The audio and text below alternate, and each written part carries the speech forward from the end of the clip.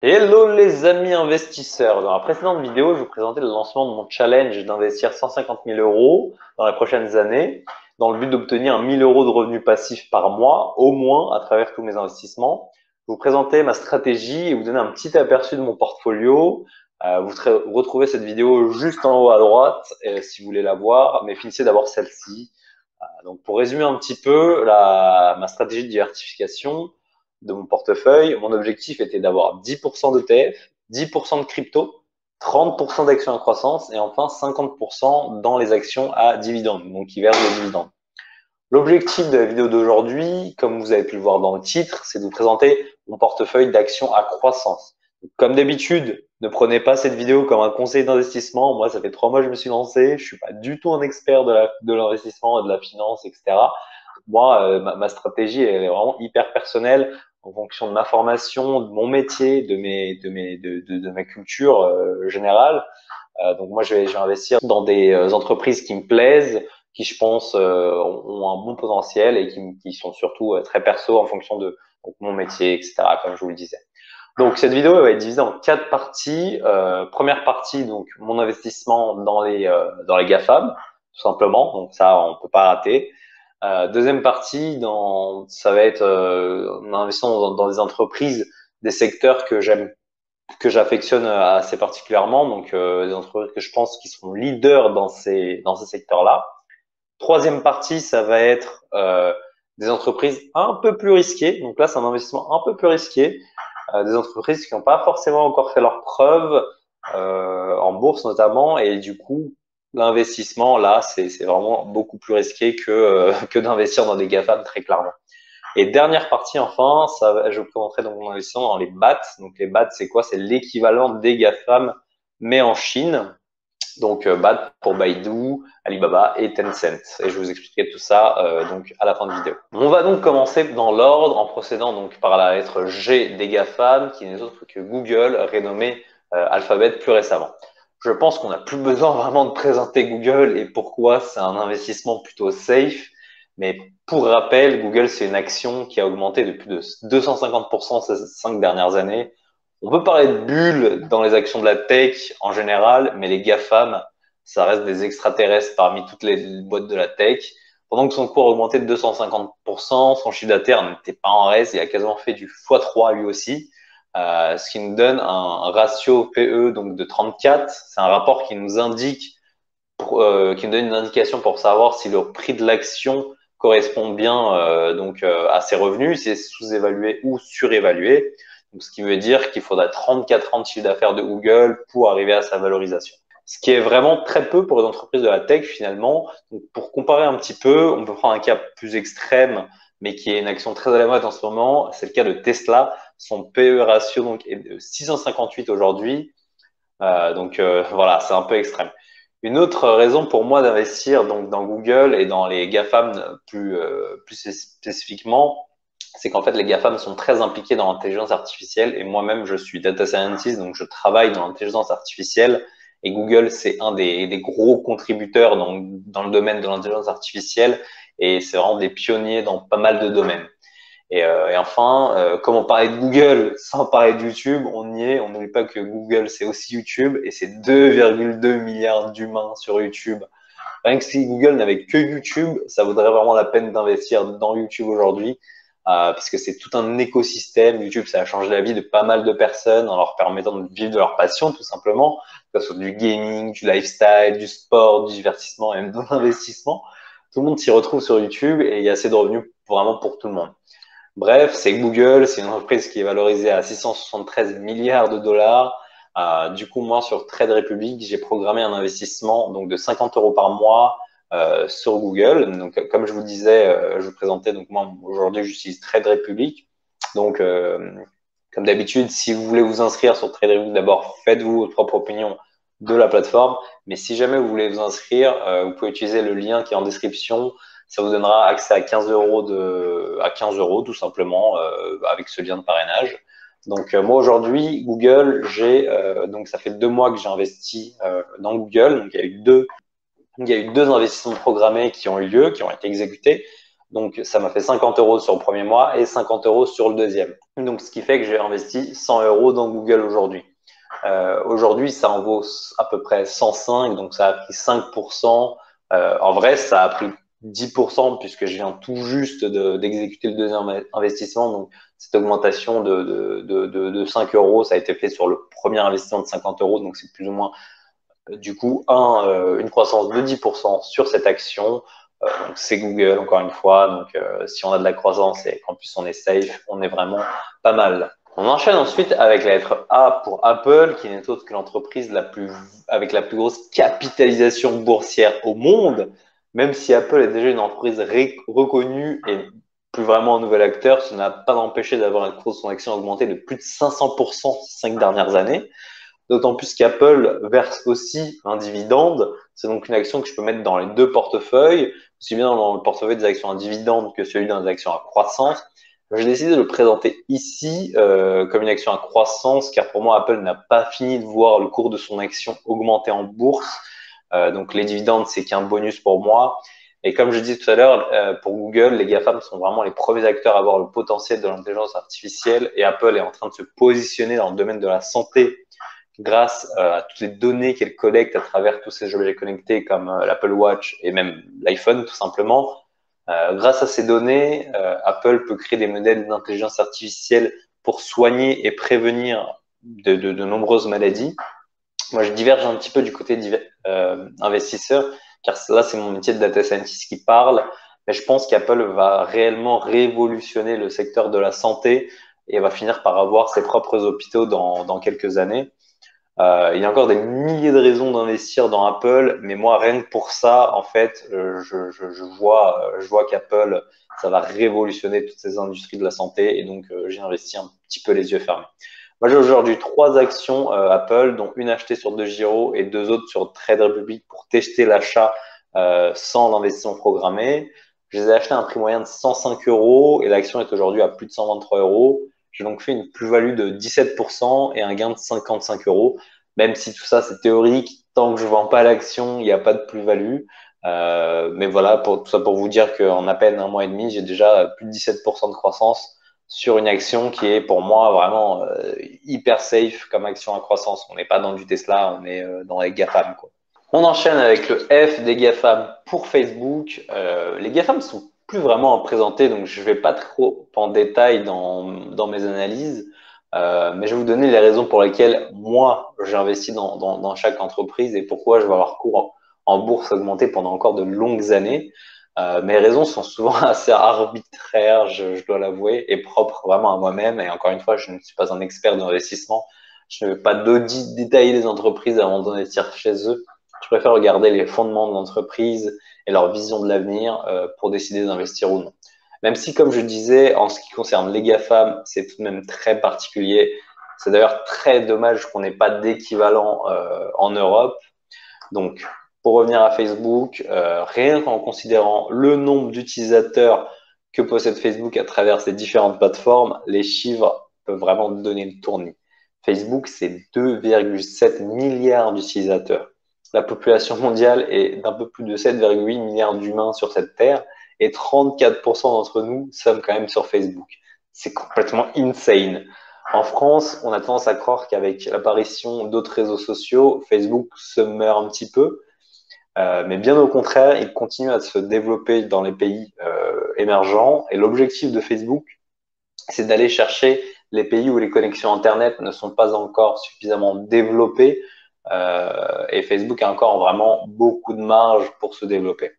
En plus de ça, Facebook, c'est aussi Facebook Messenger, donc 1,3 milliard, Instagram et WhatsApp, 1,2 milliard chacun, et tout ça appartient à Facebook. Donc, rien qu'en termes de données, Facebook peut être une mine d'or encore trop inexploitée. En ce moment, en plus, l'administration de Biden veut quand même revoir ses dossiers de rachat de Facebook de ces entreprises pour essayer de considérer une sorte de monopole dans ce secteur-là pour revoir un petit peu les fusions avec WhatsApp, etc., etc. Le compte dans tout ça, c'est que 90% des revenus de Facebook est généré par les revenus publicitaires. Et même ici, la marge de progression est encore très confortable. Rien qu'en France, cela ne fait que quelques années véritablement qu'on utilise Facebook Ads, par exemple, pour promouvoir son business. Cela n'est toujours pas une pratique complètement généralisée et appropriée aux Français, aux entreprises françaises. Et en plus de ça, Facebook se diversifie quand même plutôt bien avec le rachat d'entreprises clés, comme par exemple pour l'Oculus il y a quelques années. Sa branche gaming m'intéresse tout particulièrement, même si ce n'est pas encore beaucoup développé en France. Facebook a un Facebook Gaming qui est un concurrent direct de Twitch et YouTube pour le streaming donc du jeu vidéo, avec déjà quand même plus de 700 millions d'utilisateurs. Je pense qu'on pourrait faire une vidéo entière sur Facebook, mais je vais m'arrêter là. Comme les deux autres, j'ai donc programmé un investissement sur Trade Republic de 50 euros par mois. J'avais déjà une action à travers de Giro, donc entière. Donc, ce qui fait qu'aujourd'hui, j'ai 1,18 actions valorisées à 303 euros, que j'ai acheté à un prix moyen de 256 euros et aujourd'hui valorisé à 298, ce qui me fait une plus-value de 16% et un gain potentiel de 49 euros. Pour l'instant, mes actions en croissance, on est plutôt pas mal. C'est au tour de l'autre A des GAFAM, Amazon. L'entreprise valorisée à 1400 milliards de dollars, le géant de la livraison et l'entreprise qui a révolutionné le dernier kilomètre. On connaît généralement Amazon pour son activité de e-commerce, mais le plus surprenant, c'est quand même Amazon tire la plus grande partie de ses revenus de son service AWS, donc Amazon Web Services, qui n'est autre que son service cloud. On pourrait avoir peur d'investir chez Amazon en ce moment parce que le fondateur d'Amazon, Jeff Bezos, a annoncé qu'il quitterait son poste à la fin de l'année. Mais son remplaçant n'est autre que Andy Jassy, qui est l'actuel patron du service donc AWS. Et il a vraiment déjà démontré ses compétences de leader dans cette branche, donc il tire la plus grande partie des revenus d'Amazon. Ça démontre surtout la direction vers laquelle veut tendre Amazon en essayant de donner plus de poids à son service de cloud. Encore une fois, on pourrait scinder les deux services en deux, que les deux sociétés seraient des sociétés de premier choix dans lesquelles on pourrait investir. On a ensuite sa branche qu'on pourrait appeler content, un petit peu, contenu, qui est vraiment la nouvelle trend pour moi des 5 prochaines années, avec le déclin total de la télévision classique. On a donc à la fois Prime, qui s'est d'abord positionné sur les films et les séries, mais qui maintenant gagne des droits TV sur le sport aussi également, avec par exemple Roland Garros en début d'année, il n'y a pas longtemps, mais aussi le rachat des droits de la Ligue 1, d'une part des droits TV de la Ligue 1, diffusés donc en septembre. On a ensuite la musique avec Amazon Music, et enfin le gaming et bien au-delà, le streaming plus particulièrement avec Twitch. On peut aussi parler de son ambition d'encore révolutionner la livraison à travers la livraison par drone. Les tests s'effectuent en ce moment même dans plusieurs villes des USA. On peut dire qu'Amazon a vraiment encore de belles années à venir devant lui. Donc pareil pour les autres investissements, j'ai programmé un investissement sur Trade Republic de 50 euros par mois.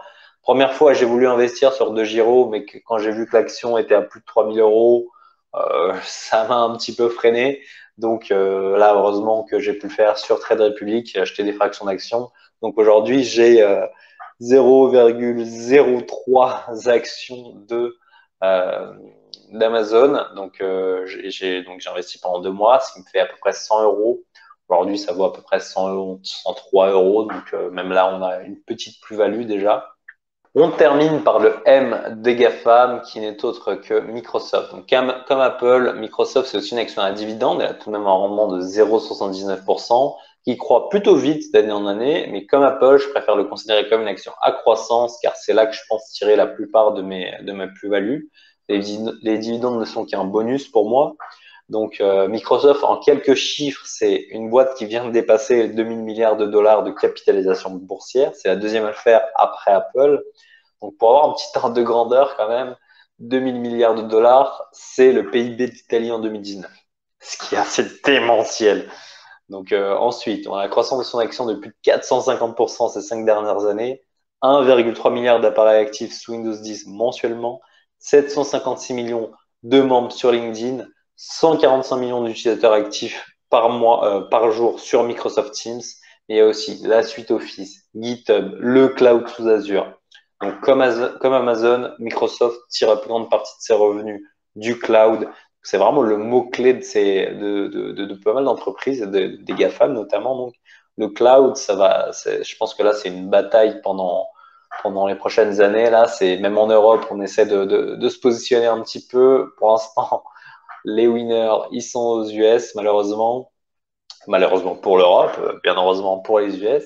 Mais en tout cas, le cloud, c'est vraiment un mot-clé de ces prochaines années et Microsoft, c'est un gros acteur comme Amazon sur le service du cloud. Donc, encore une fois, c'est Microsoft. Honnêtement, je préfère pas passer trop de temps dessus. Je pense que tout le monde connaît cette entreprise.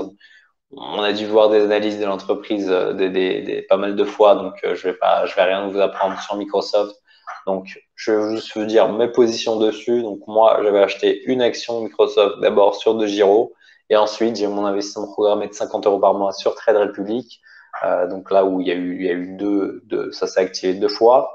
Donc, ce qui fait qu'aujourd'hui, moi, j'ai investi à peu près 306 euros dans Microsoft qui valent aujourd'hui 343 euros, ce qui me fait un gain de 36 euros à peu près, soit un peu plus de 12%. Donc, ce qui est plutôt pas mal en un mois et demi, 2 mois. Franchement, 12% en 2 mois, c'est plutôt OK. On passe ensuite à la partie des entreprises, donc un peu que je considère comme entreprises leaders de leur secteur de marché, donc des secteurs pour moi qui vont être un peu les secteurs montants de ces prochaines années. Donc je vais essayer de passer un petit peu plus de temps dessus, puisque là c'est un peu moins connu que les GAFAM par exemple. Et je vais commencer par Shopify, qui est vraiment mon action préférée de tout mon portefeuille. C'est l'action dans laquelle j'ai vraiment envie d'investir pas mal d'argent parce que j'y crois à fond dans Shopify. Donc pour ceux qui ne connaissent pas Shopify, c'est cette fois-ci une entreprise canadienne du secteur du e-commerce, connue comme majoritairement grâce à son site web du même nom. Donc Shopify, c'est une sorte d'éditeur de site web spécifique au e-commerce. Pour 30 euros par mois, on peut avoir un site web professionnel destiné à la vente de produits ou services, avec tous les services qui vont avec. Donc Shopify permet à tout le monde qui sait utiliser une souris et un clavier de monter son site web en 2 heures, brique par brique, sans connaître une seule ligne de code. Donc on peut monter un site web vraiment en 2 heures, quoi. C'est fait quand on connaît un petit peu, quand on l'a fait une fois. Donc l'objectif de Shopify, c'est donner tous les outils nécessaires à ces marchands, comme ils disent, pour vendre leurs produits, leur faciliter la vie et augmenter leurs recettes. En plus de cette offre à 29 dollars par mois pour avoir son site web Shopify, Shopify, c'est aussi un environnement à part entière avec son propre App Store, comme Apple ou Google, destiné donc à compléter les services offerts par la solution de Shopify de base. Donc, on va regarder un petit peu le chiffre clé. Shopify, en quelques chiffres, c'est 2900 millions de chiffre d'affaires en 2020, qui correspond à une augmentation de 86% par rapport à 2019. Ces 2900 millions sont séparés en 2 flux de revenus, les revenus provenant donc du service d'abonnement de base de 29 dollars pour un site web, donc qui a rapporté 900 millions de dollars en 2020, et les 2000 millions qui proviennent des revenus générés grâce à l'App Store. Donc sur ces presque 3 milliards de chiffre d'affaires, il y a 1500 millions de bénéfices, mais c'est aussi une capitalisation à 200 milliards de dollars. C'est 1,75 million de marchands, donc d'utilisateurs de solutions de Shopify, mais surtout une augmentation de près de 4000% ces 5 dernières années.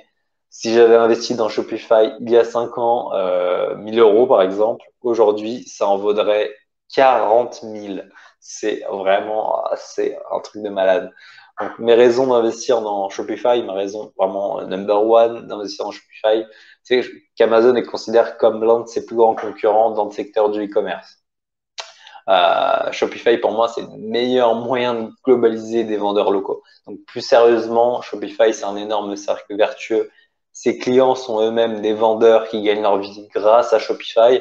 Plus les services proposés par Shopify et par son App Store leur rapportent du chiffre d'affaires, et plus ils sont prêts à réinvestir une partie de leurs gains dans des solutions qui leur permettent d'obtenir encore plus d'argent. Shopify est gagnant, les vendeurs sont gagnants, donc les marchands, et leurs clients sont eux-mêmes plus satisfaits. On a ensuite les développeurs de l'App Store qui sont eux-mêmes gagnants et qui vont donc faire de meilleurs services et plus de services. C'est donc un véritable cercle vertueux parfait pour moi. D'autant plus que Shopify est encore considéré comme une toute jeune pousse. Elle a été créée vraiment en 2006, donc il n'y a pas si longtemps que ça. Il y a une énorme marge de progression, surtout du côté du nombre de développeurs qui font des applications sur leur App Store. C'est encore tout nouveau, ça. J'y songe moi-même à créer une petite app dessus, tellement c'est vraiment intéressant. Depuis, Shopify a des partenariats de qualité pour se développer encore davantage, comme le plus récent avec TikTok, qui est une autre entreprise montante dont j'attends avec impatience l'IPO. Ce partenariat va lui permettre de proposer aux marchands de plus facilement promouvoir leurs produits directement sur TikTok. Donc c'est très très intégré, c'est plutôt pas mal. C'est vraiment pour moi l'entreprise qui a la plus grande marge de progression dans tout mon portefeuille, tout en étant plutôt safe, avec les revenus déjà prouvés. Donc je vais essayer d'obtenir plus de positions dans Shopify, même si l'action est quand même assez chère. On a une action à 1200 euros. Donc mes positions aujourd'hui, moi j'ai donc pareil 50 euros par mois sur Shopify. J'ai donc pour l'instant 100 euros sur Shopify puisque 2 mois sont passés, qui valent aujourd'hui 105 euros. Cependant, donc comme mes ordres s'exécutent en milieu de mois, l'action vient tout juste de s'exécuter. Donc, ce qui fait que j'ai gagné ces 5 euros plutôt sur les 50 initialement. Donc il y a un mois investi, ce qui fait une plus-value de 10% à peu près. Donc c'est plutôt pas mal, surtout que là on n'est pas encore dans des grandes croissances. Il n'y a pas eu d'événements extraordinaires. Donc on attend un petit peu, on va prendre plus de positions sur Shopify et on va voir ce que ça donne dans les années à venir. On passe ensuite à Disney, qui est une action qui est une entreprise qu'on n'a plus vraiment besoin de présenter. Et c'est très dommage. Disney est une action à dividende jusqu'en 2020 avec un assez bon rendement. Mais à cause de la fermeture des parcs Walt Disney, ils ont décidé de couper les dividendes. Malgré cela, Disney reste quand même une très bonne entreprise et une action à acheter aussi bien en growth, donc en la croissance, qu'une action à dividende qui risque de revenir en 2022-2023, à mon avis. On est là pour le long run, comme on dit, hein, dans tous les cas. Donc, je pense qu'il n'y a vraiment pas besoin de présenter Disney. On va passer directement aux raisons pour lesquelles j'ai décidé d'investir dans Disney personnellement. Donc, pour moi, il y a vraiment plusieurs secteurs d'avenir dans lesquels j'ai envie de me positionner et comme l'intelligence artificielle dont je vous parlais tout à l'heure, dont je vous ai parlé en début de vidéo, donc comme j'ai dit, pour me positionner sur ces secteurs, je vais sélectionner des entreprises qui, je pense, seront leaders de ces secteurs spécifiques. Et pour moi, Disney va être un leader du secteur du content ou du streaming en compétition avec donc des Netflix et des Amazon Prime, avec notamment son service phare Disney+, qui à peine 1 an et demi après son lancement a séduit déjà plus de 100 millions d'utilisateurs. Donc pour avoir un élément de comparaison, pour Netflix, il a fallu entre 6 et 8 ans pour atteindre ces chiffres-là. Donc le plus drôle dans tout ça, c'est quand même qu'en 2020, Disney prévoyait d'atteindre les 100 millions d'ici 2024. Il y a tellement de franchises derrière Disney comme Marvel que finalement, ça m'étonne même pas qu'ils aient réussi à le faire en 1 an et demi. Rien qu'avec la sortie cette semaine de Black Widow, l'action de Disney a bien progressé. Depuis, ils ont testé une nouvelle forme de mise en avant du contenu avec la sortie donc de Black Widow à la fois dans les salles et en même temps sur le service Disney Plus en faisant payer le film en avant-première pour 30 euros si je ne m'abuse. Donc avec les chiffres après coup, on peut clairement dire que c'est un franc succès. Donc moi, Disney, j'avais testé sur Trade Republic l'investissement en 2 fois pour voir ce que ça donnait. Donc j'avais mis une première fois 25 euros pour ensuite mettre une deuxième fois à 25 euros donc en début de mois et 25 euros en milieu de mois. Finalement, je changeais ça pour avoir 50 euros. En gros, j'ai supprimé le 2 fois par mois et je l'ai mis en 1 fois par mois, ce qui fait qu'aujourd'hui, j'ai 75 euros sur Disney. Donc, comme c'est très très récent, j'ai pas vraiment de plus-value, c'est un peu moins d'1%. Donc, puisque j'ai investi là il y a un jour, j'ai investi hier donc 50 euros et il y a 15 jours 25 euros. Donc, on peut pas vraiment avoir beaucoup de recul sur cette position. Et en plus, Disney, c'est vraiment c'est une entreprise qui a quand même quelques années derrière elle, donc c'est pas une entreprise qui va faire beaucoup de croissance, mais on va voir là dans les années à venir avec cette nouvelle diversification avec Disney+. Moi, j'ai vraiment confiance en Disney et en son contenu. On passe ensuite à Salesforce, qui est une entreprise à modèle SaaS, donc Software as a Service, tout comme Shopify. Le logiciel Salesforce aide les entreprises à organiser et gérer les opérations de sales et la relation client dans le cadre de leur transformation digitale. Quand on pense à un CRM, on pense justement à Salesforce en premier, car c'est le leader des logiciels donc qu'on appelle Customer Relationship Management. C'est globalement un outil créé pour les équipes de sales et marketing pour améliorer à la fois la relation client, mais aussi les process pour en trouver de nouveaux. Ils ont des partenariats stratégiques avec toutes les grosses boîtes de la tech, Amazon pour leur service cloud, Google pour tout ce qui concerne les analytics, etc., etc. Je vais être très très léger dans la présentation de l'analyse et l'analyse de Salesforce, car la vidéo est déjà quand même pas mal longue et j'essaierai de faire des analyses plus profondes sur ce genre d'entreprise en leur consacrant des vidéos spécifiques. Mais on va tout de même présenter quelques chiffres de Salesforce, comme par exemple une action qui a progressé de presque 200% ces 5 dernières années. Mais c'est un petit peu à relativiser car pendant ce temps-là, le Nasdaq 100 progressait de plus de 220%. Mais c'est surtout un CA en constante évolution et augmentation depuis 10 ans pour atteindre 17 milliards en 2020, ce qui représente une augmentation de presque 30% par rapport à 2019.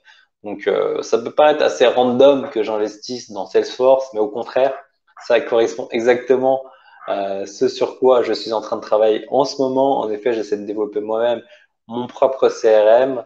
Et Salesforce, c'est le leader du secteur et moi j'y crois à fond au CRM. Il y a encore tellement d'entreprises qui ont aucun outil pour analyser leurs clients. Rien qu'en France, c'est impressionnant. Je pense donc que la marge de progression de Salesforce est encore énorme, d'autant plus que moi j'ai travaillé en sortie d'école en tant que consultant en digital. Salesforce représente très très bien ce milieu de la transformation digitale qui est en constante progression en France et à l'international. Encore une fois, ce sont des raisons très particulières et très perso d'investir dans Salesforce de par mon métier. Donc c'est pour cela que c'est une action qui me convient d'un point de vue très très perso. Encore une fois, je ne fais pas d'analyse poussée sur l'entreprise pour l'instant.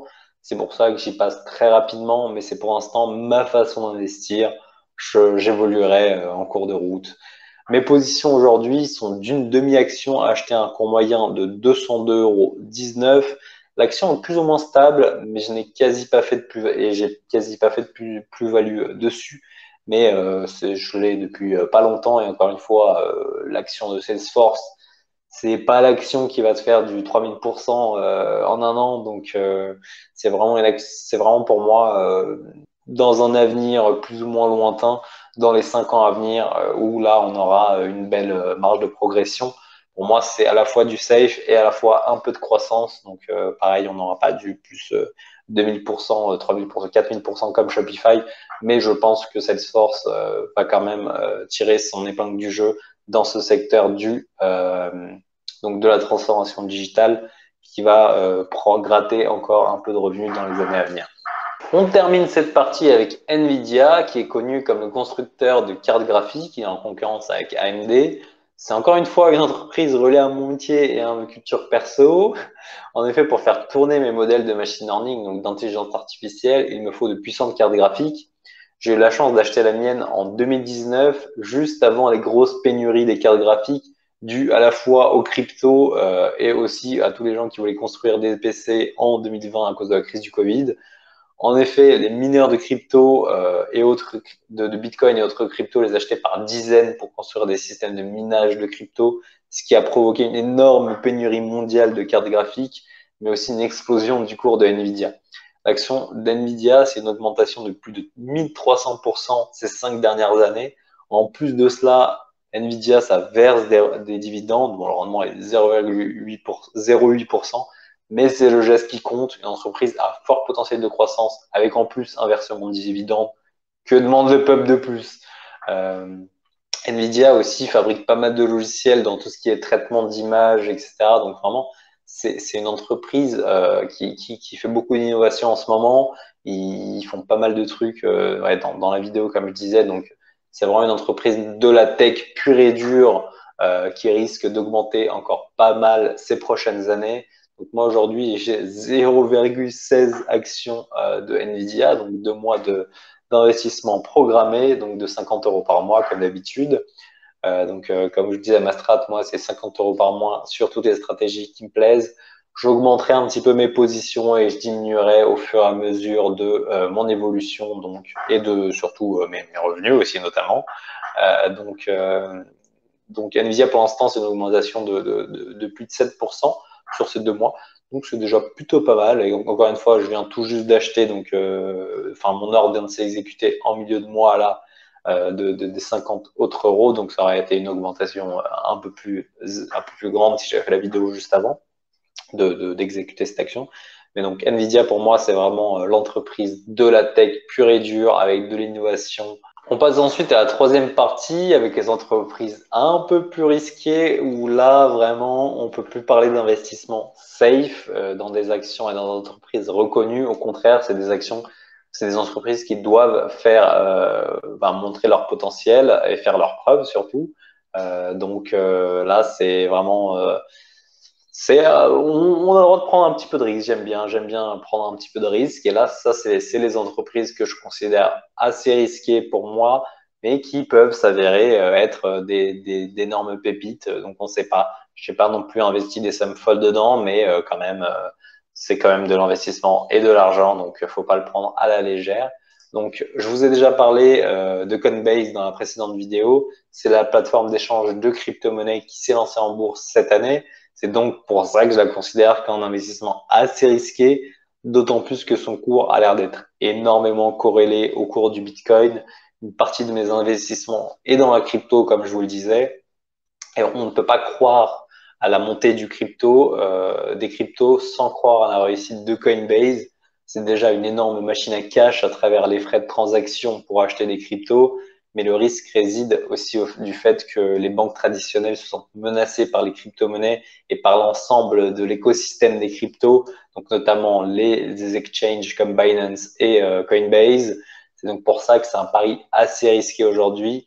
Donc moi aujourd'hui j'ai une action Coinbase sur DeGiro, mais également une demi-action sur Trade Republic. Cependant, c'est ma seule action de croissance qui est plus ou moins en perte, car je l'ai acheté juste avant la chute infernale du Bitcoin, ce qui fait que donc le cours de l'action de Coinbase a très très fortement chuté juste après tout ça, mais a un petit peu remonté depuis le temps. Donc ce qui me fait moi une perte totale de 26 euros sur Coinbase, soit 8%. Donc c'est vraiment l'action où j'ai la plus forte baisse pour l'instant. Mais encore une fois, là, je pense que c'est très très lié à toutes les réglementations qui sont mises en place un peu partout dans le monde. On voit ce qui se passe avec Binance qui est en train d'être interdit dans pas mal de pays. Coinbase, pour l'instant, y échappe un petit peu, mais c'est quand même à surveiller. Mais pour moi, si la crypto, si le Bitcoin double encore son prix, et pareil pour tous les autres, si on a encore plus d'engouement, donc plus d'utilisateurs, donc plus de frais de transaction, et ben Coinbase, c'est obligé qu'ils explosent. Donc pour moi, Coinbase, c'est le truc à double tranchant un petit peu. Soit ils vont prendre 2000% dans les 5 prochaines années, soit le cours va s'effondrer ou tout simplement vont même fermer. Hein. On ne sait jamais s'ils se font interdire dans tous les pays. Mais quand même, moi j'y crois un petit peu puisque j'ai investi en crypto, donc c'est que je crois en ces exchanges. Et pour moi, Coinbase, c'est l'exchange qui est le plus safe dans tout ce qu'on peut retrouver par rapport à Binance surtout, puisque Coinbase, déjà, c'est en bourse. Ils ont quand même un peu plus, c'est public, ils ont quand même un peu plus de comptes à rendre, donc ils peuvent pas faire n'importe quoi et du coup, c'est quand même beaucoup plus régulé. Et donc, même si il n'y a pas beaucoup de crypto par rapport à Binance, c'est quand même plus safe que Binance, à mon avis. Hein. C'est mon avis perso, donc c'est pour ça que moi je suis sur Coinbase d'ailleurs pour acheter des crypto-monnaies. On va traiter les deux autres actions à risque un petit peu de pair, car elles vont ensemble. Il s'agit d'Upwork et de Fiverr. Ce sont toutes deux des plateformes de freelance que j'ai moi-même utilisées par le passé. Upwork, c'est une plateforme américaine et Fiverr, c'est une plateforme israélienne. C'est vraiment deux énormes concurrents et c'est les leaders du marché de freelance dans le monde. À titre perso, je n'utilise plus vraiment car je n'aime pas trop leur stratégie d'entrée. Sur les deux plateformes, c'est à peu près la même chose, parce qu'elles ont tendance à tirer les prix vers le bas pour les freelances, car c'est des plateformes internationales et qu'elles nous mettent donc en concurrence avec des freelances du monde entier. Une fois qu'on a travaillé avec plusieurs clients, on peut clairement se constituer une bonne source de revenus et stable et fiable sur le long terme, mais c'est au début que c'est assez compliqué pour se faire une réputation sur ces plateformes. Mais bon, moi, ça m'empêche pas d'investir dedans parce que je crois très fortement à l'essor du freelancing à l'échelle mondiale. Si je n'y croyais pas, je ne serais pas freelance moi-même. Le point positif qu'on peut dire sur cette période de Covid est que des millions de personnes ont été poussées au télétravail, ce qui correspond quand même beaucoup au quotidien du freelance. Ça a changé le quotidien de pas mal de monde, y compris les gens on se sont même rendu compte que le métier de freelance n'était pas si risqué en 2021. Donc mes raisons d'investir dans Upwork et freelance, c'est pas vraiment parce que je crois en Upwork et freelance, c'est plus parce que je crois en l'essor du freelancing en lui-même. Et donc ces deux entreprises-là sont pour l'instant les leaders. Donc bah, du coup, moi, ce qui fait que j'ai envie d'investir chez eux. Donc, Upwork, en un an, là, c'est une augmentation de 255% de son cours en bourse. Et Fiverr, c'est une augmentation de 160%. Donc, ce qui est plutôt pas mal. Mais bon, encore une fois, ça, c'est dû à la crise du Covid. Ça a fait des gagnants. Hein, entre le e-commerce et le freelance, voilà, ça a fait quelques gagnants malgré tout. Donc moi aujourd'hui j'ai acheté une action donc de Fiverr sur DeGiro et deux actions Upwork pareil sur DeGiro. Elles sont pas disponibles malheureusement en investissement programmé sur Trade Republic. On peut les acheter comme ça au coût de 1 euro donc sans fraction d'action, mais elles sont pas dispo dans le plan programmé. Bon, c'est un peu dommage, mais bon, je l'achèterai du coup. J'achèterai trois quatre actions en une fois pour réduire un petit peu ce coût des 1 euro plutôt que d'acheter une action tous les mois, quoi.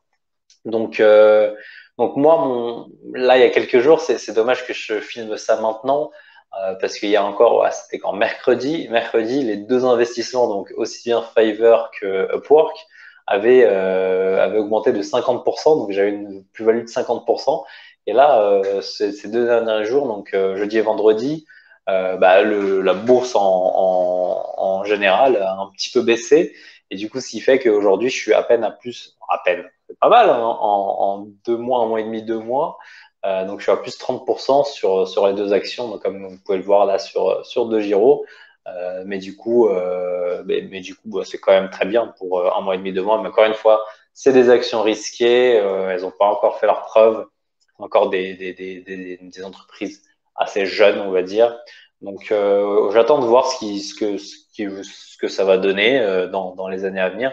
Mais pour moi, l'essor du freelancing, et si eux arrivent à prendre les bonnes décisions, ils pourraient se faire une place de choix donc dans ce secteur et gratter pas mal de chiffre d'affaires et pas mal de pourcentage donc de parts de marché dans le domaine du freelance. Dans cette quatrième partie, je voulais vous parler donc des BAT. BAT, donc c'est Baidu, Alibaba et Tencent, qui sont vraiment l'équivalent de Google, Facebook et Amazon en Chine.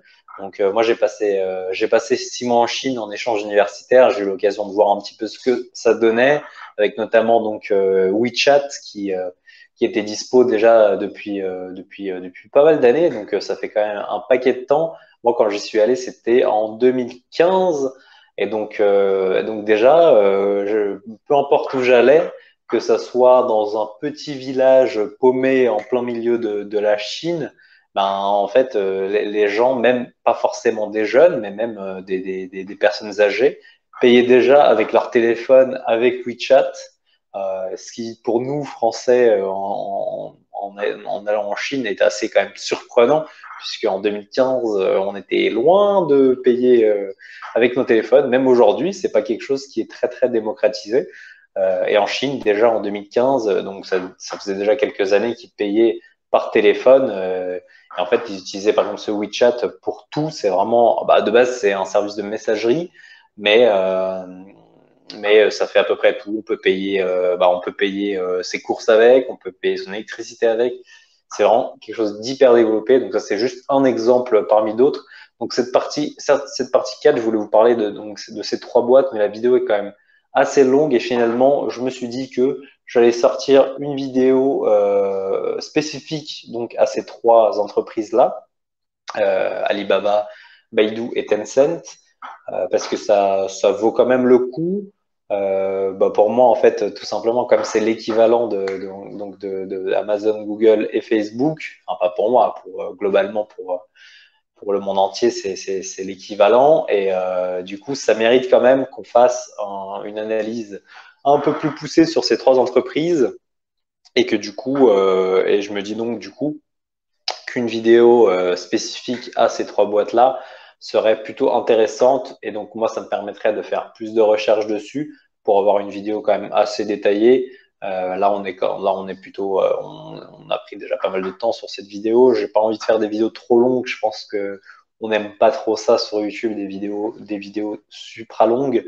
Donc, je ferai une vidéo hyper détaillée dessus. Mais en tout cas, aujourd'hui, moi, ce que j'ai, c'est que j'ai Tencent déjà. C'est une boîte qui donne aussi des dividendes, qui verse des dividendes. Donc, ça, c'est déjà plutôt pas mal. J'ai un investissement programmé pour Tencent de 50 euros par mois et pareil pour donc Alibaba. J'ai un investissement programmé de 50 euros par mois sur Trade Republic. En revanche, pour Baidu, l'investissement programmé n'est pas dispo. Du coup, j'ai dû acheter une action entière directement. Bon, c'est pas très grave. Je n'en achèterai pas aussi souvent que ça. Mais bon, voilà, c'est pour vous dire que voilà, ces trois actions sont quand même dispo sur Trade Republic. Et puis voilà, je ferai une vidéo plus détaillée et plus poussée, donc avec des analyses un peu plus poussées là-dessus.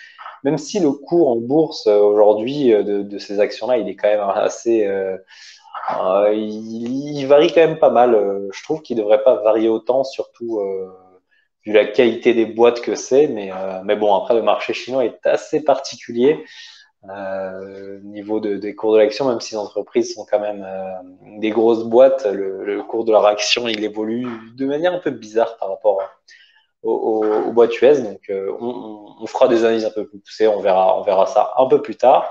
Pour conclure cette vidéo, je vais vous montrer un petit peu juste l'outil que j'utilise. Enfin, c'est pas un outil, c'est un Google Sheet. J'aimerais me créer un petit outil un peu plus tard, me développer un outil pour moi, parce que comme j'ai des actions à la fois sur Trade Republic et sur DeGiro, bah du coup là comme ça, je mets tout ici. Mais surtout sur Trade Republic, on n'a aucun graphe, on a vraiment rien. Là, je me suis mis quelques petits trucs. Bon, j'y ai pas passé beaucoup de temps encore, hein, mais c'est juste un début, là, c'est juste pour mettre toutes mes transactions et voir ça un petit peu, enfin, essayer de mesurer tout ça, tous mes gains un petit peu plus facilement, on va dire. Mais sinon, par la suite, je me construirai un petit outil que je vous partagerai, enfin, que je vous montrerai en vidéo, un truc un petit peu plus pro, on va dire. Donc là, pour l'instant, voilà, dans mon portefeuille Growth, il y a 15 entreprises, donc c'est divisé en 3 pays, donc on a tac, où est-ce que c'est? On a donc 84% aux États-Unis, 11% en Chine et 4% au Canada. Donc 4% c'est juste Shopify du coup. Donc sur tout ça c'est dommage. Donc là j'ai investi 2382 euros qui valent aujourd'hui 2539, qui fait une plus-value de 162 euros sur ces 2 premiers mois. C'est ultra dommage parce que du coup ça me fait que 6% d'augmentation dans ces 2 derniers mois. Mais comme je disais, c'est ultra dommage parce que si on prenait ça mercredi, donc là je tourne cette vidéo le samedi 17, si on prenait ça mercredi, et ben j'étais à plus de 15%, plus de 17% de growth. Donc là c'est jeudi et vendredi, il y a eu un petit craquage sur la bourse. Donc voilà, pour vous montrer un petit peu. Donc là, vous avez un petit aperçu aussi de ce que j'ai en dividende. Ça sera les prochaines vidéos, justement, on rebondit là-dessus. Les prochaines vidéos, ça sera des vidéos sur les dividendes. Donc je ne ferai pas tout d'un coup parce que j'ai vraiment j'ai investi dans vraiment beaucoup d'entreprises avec ma stratégie d'investir 50 euros par mois dans chaque entreprise. Je peux me permettre de faire comme si c'était un ETF, comme si je me construisais un ETF personnel comme Trade Republic le permet. C'est plutôt simple, il n'y a pas de frais, donc pour l'instant je fais comme ça. Peut-être que c'est pas la bonne chose à faire, mais on verra bien. En tout cas, c'est une vidéo qui m'a pris beaucoup de temps, donc si vous avez aimé et si vous êtes toujours là, si vous êtes toujours là, dites-moi en commentaire si vous aimez bien ce format, si je devrais raccourcir la vidéo ou si au contraire 40 minutes de vidéo ça vous dérange pas trop. J'imagine quand même que 40 minutes de vidéo c'est un peu beaucoup. Donc dites-moi en commentaire là si vous voulez que j'essaye de faire des formats plus courts. Donc là, cette vidéo, normalement, j'aurais dû la faire en deux parties, mais c'est pas grave. Là, maintenant qu'elle est faite, elle est faite. Sur les prochaines fois, en fonction de vos retours, j'améliorerai les vidéos. Bon, on vient de se lancer, les gars, donc c'est pas encore, c'est pas encore, mon format de vidéo n'est pas encore ultra défini, mais ça va venir, ça va venir. Donc comme je vous dis, les prochaines vidéos, ce sera sur les dividendes. Et si vous voulez voir tout ça, suivez mon aventure d'investissement, de mon challenge d'investissement en bourse et en crypto, abonnez-vous. Et moi, je vous dis à la prochaine.